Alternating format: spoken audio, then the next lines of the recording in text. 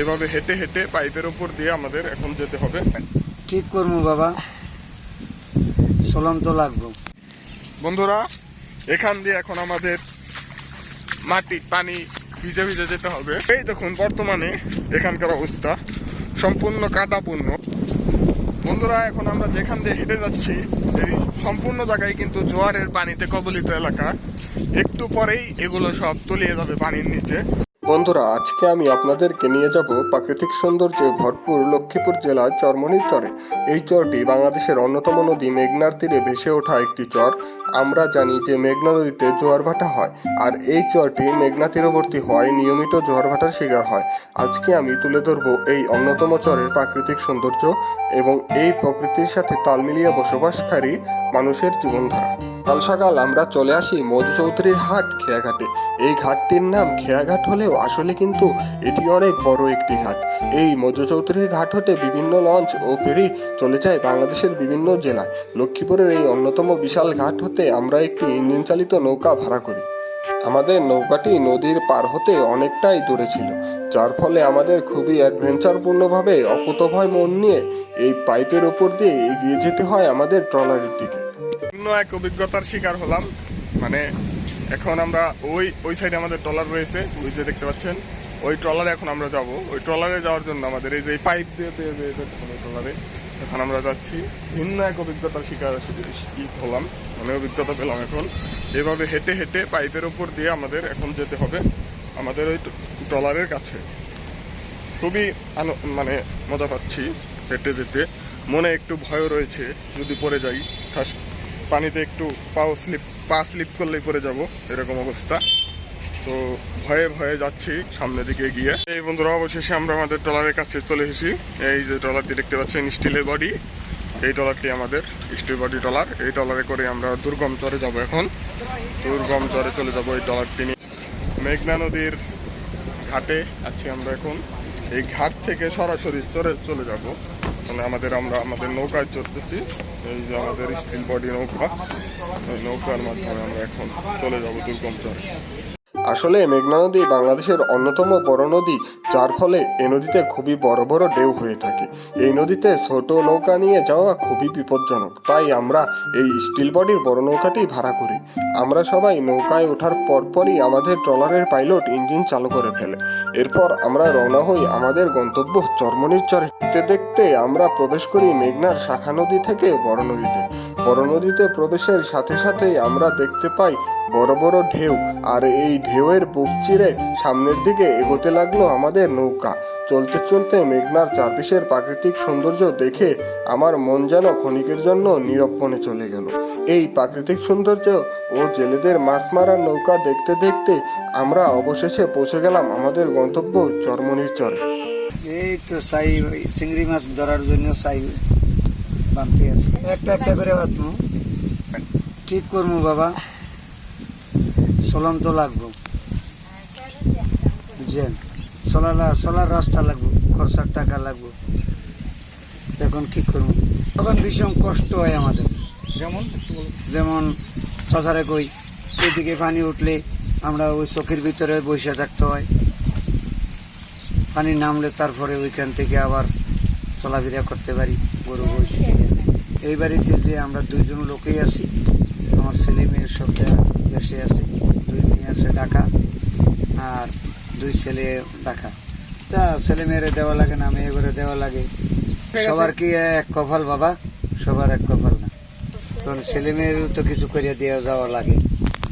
এর জন্য মনে করেন আঙ্কেল আমরা এই আনে বসবাস করি, গাই গৃহস্থী করি, আর বাসায় এই ধরনের এই চিংড়ি মাছ ধরি, তরু তরকারি করি, বিভিন্ন কাজ করি।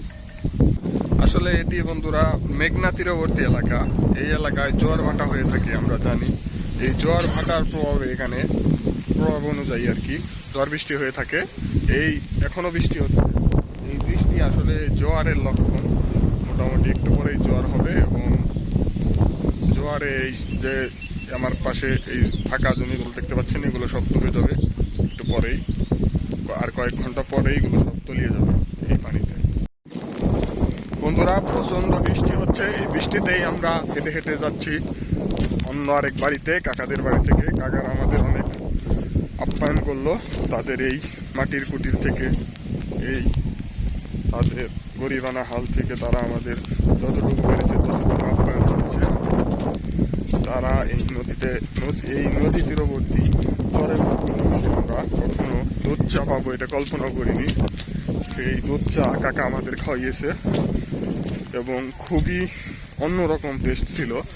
আর বাহিরে ঝড়, ভিতরে বসে ঘরে আমরা দুধ চা খাচ্ছি।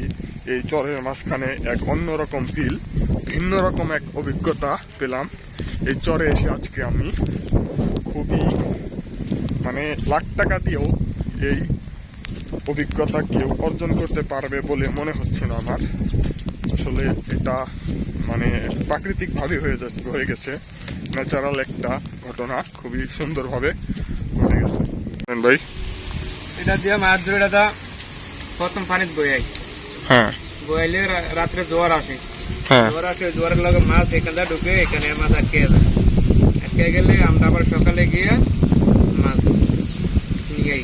জোয়ারের পানি আসার আগে আর কি দিয়ে আসেন, হ্যাঁ, তারপর জোয়ারের পানি আসলে এটা নিচে ডুবেই থাকে। চলে যায়, হ্যাঁ, তারপরে মাছ আটকায়, জোয়ারের সাথে যে মাছ আছে ওগুলো আটকায়, ওগুলো আটকায়। ওগুলো আটকাইলে এবার আমরা সকালে যাই, সকালে গিয়া মাছ। একই সর্বোচ্চ কতগুলো মাছ পাইছেন আপনারা? ধরেন 100 ভিতরে 2 কেজি, 1.5 কেজি, 3 কেজি এরকম পাওয়া যায়। 2 কেজি, 1.5 কেজি, 3 কেজি এরকম পান। 100 চায়ের ভিতরে আর কি। 100 চা কি এক জায়গায় ফেলান না আলাদা আলাদা জায়গায়? আলাদা আলাদা, ধরো এই 4 হাত 5 হাত দূরে দূরে মানি একটা। 4 হাত 5 হাত দূরে। এটা কি এই পাশের খালে দেন না নদীতে? না, এই উপরে উপরে, ওই যে ফাঁকা জায়গা। ফাঁকা জায়গা। ও ফাঁকা জায়গায় তো এখন শুকাই গেছে, জোয়ারের সময়। জোয়ারের সময় গেছে, জোয়ার আইলে সব চলে যাইবো। তো ওই টাইমে মাছ। এটা কি এখন দিবেন, আজকে দিবেন? হ্যাঁ, এই আজকে মানে বই। বন্ধুরা, এই চরে নিয়মিত জোয়ার ভাটা হয়, যার ফলে আপনারা যে এই ফাঁকা জমিগুলো দেখতে পাচ্ছেন এগুলো তলিয়ে যায়, যে কারণে এই চরে বসবাসকারী মানুষ কোনো ফসল চাষ করতে পারে না। তাই এই চরের মানুষের জীবিকার প্রধান উৎস বা একমাত্র উৎস হলো মাছ ধরা। এই চরের মানুষ বিশেষ পদ্ধতিতে মাছ ধরে থাকে, বিশেষ এক ফাঁদের মাধ্যমে মাছ ধরে থাকে, যাকে চাই বলা হয়। এই চাই দিয়ে চিংড়ি মাছ ধরা হয়। বন্ধুরা, এই কাকার বাসায় এসে এই চিংড়ি মাছ ধরা চাই বলে মাধ্যমে একটি আর কি বিশেষ ট্র্যাপ, এই ট্র্যাপের মাধ্যমে চিংড়ি মাছ ধরা হয়। এই ট্র্যাপ দিয়ে ওই ওখান দিয়ে ভিতরে ঢুকে ওখানে আটকা যায়, আটকানোর পরে চিংড়ি মাছ এই লাস্ট ট্র্যাপের মাধ্যমে সংরক্ষণ করা হয়। তোরা আমরা কথা বললাম এই বাড়ির লোকদের সাথে, তারা আসলে এই চায়ের মাধ্যমে চিংড়ি মাছ ধরে থাকে।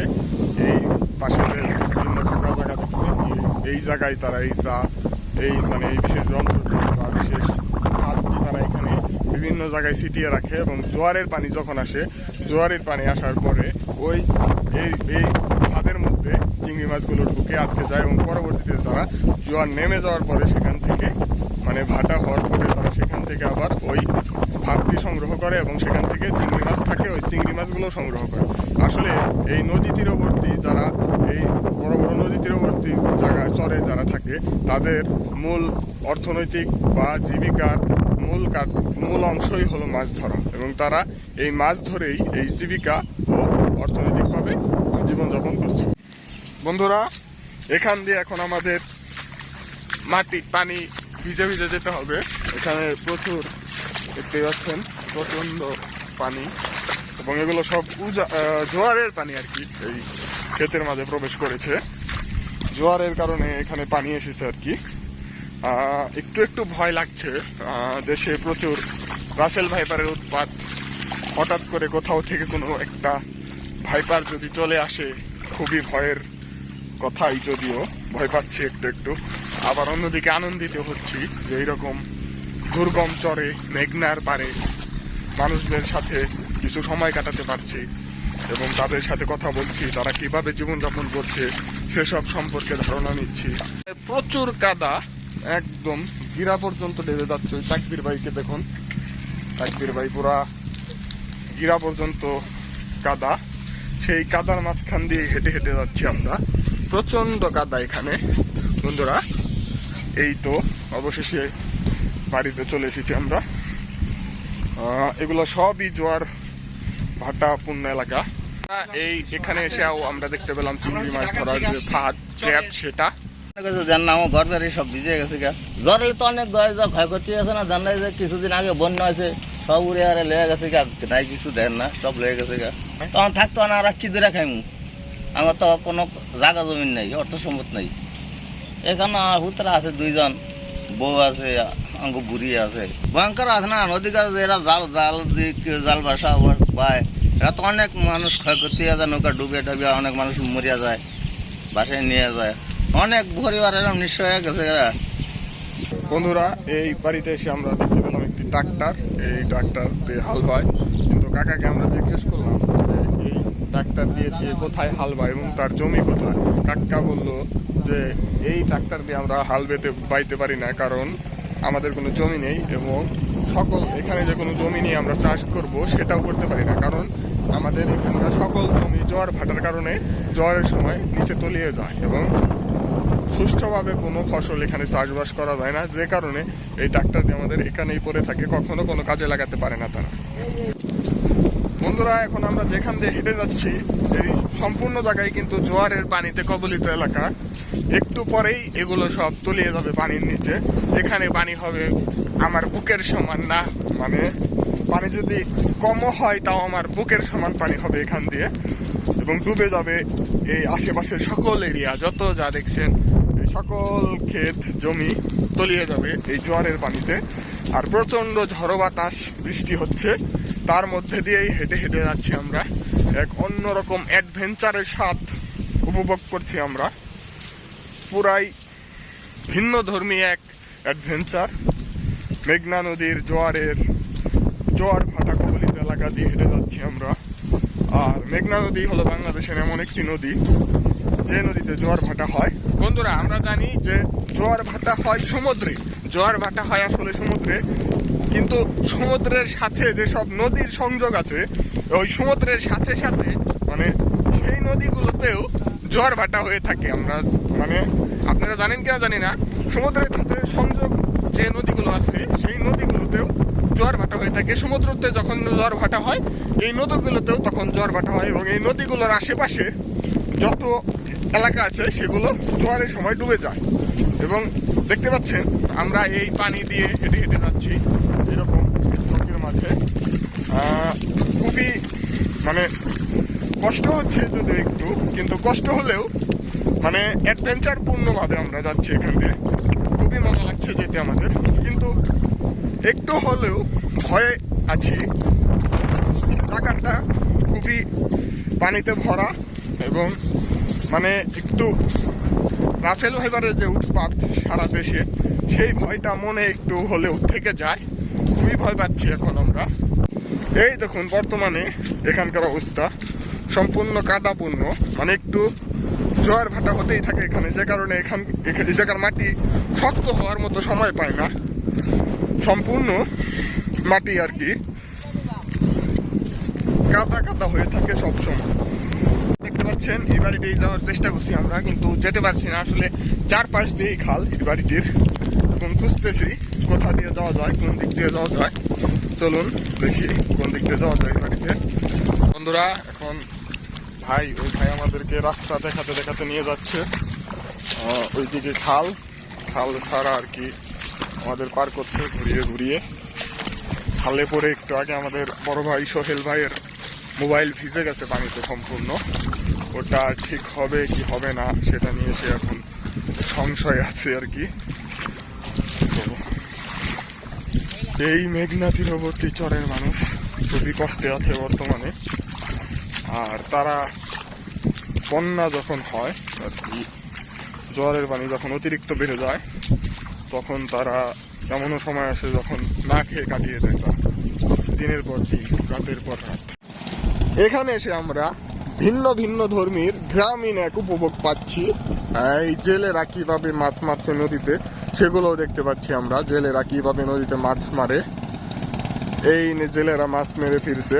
এখানে গরু পাললে ছাগল পাললে আর কৃষিকাজ করি, পানি উঠলে তো আর কাজ নাই, সঙ্গে বাড়িতে করে ওই বোট আছে, বোট দিয়ে এখন নদীতে না এখন যায়নি, নদী এখন দেখতে পাচ্ছেন তাদের বাড়ির সাথেই যে খাল, এবং আমরা জিজ্ঞেস করলাম যে তারা খালের ওই পার যখন যায় কিভাবে যায়। তারা বলল যে বিকেল আসরের নামাজ মানে 5টার 4:30 5টার দিকে এই খাল সম্পূর্ণ শুকিয়ে যায়, তখন হেঁটে হেঁটে ওই পার যাওয়া যায়, সম্পূর্ণ শুকিয়ে যায়, কোনো পানি থাকে না। এটা বন্ধুরা এই খাল ভর্তি যে পানি দেখতে পাচ্ছেন এই সম্পূর্ণ পানি কিন্তু জোয়ারের পানি, এগুলো সম্পূর্ণ জোয়ারের পানি এবং আস্তে আস্তে কমে যাচ্ছে, এই পানিগুলো কমে যাচ্ছে এবং এগুলো এখন ভাটে হচ্ছে আর কি, জোয়ারের পানি এসে এখন ভাটে হচ্ছে এবং এই মেঘনা থেকে বয়ে আসে এই পানিগুলো জোয়ার ভাটার মাধ্যমে বাড়ে ও কমে, নির্দিষ্ট পরিমাণ বাড়ে ও কমে।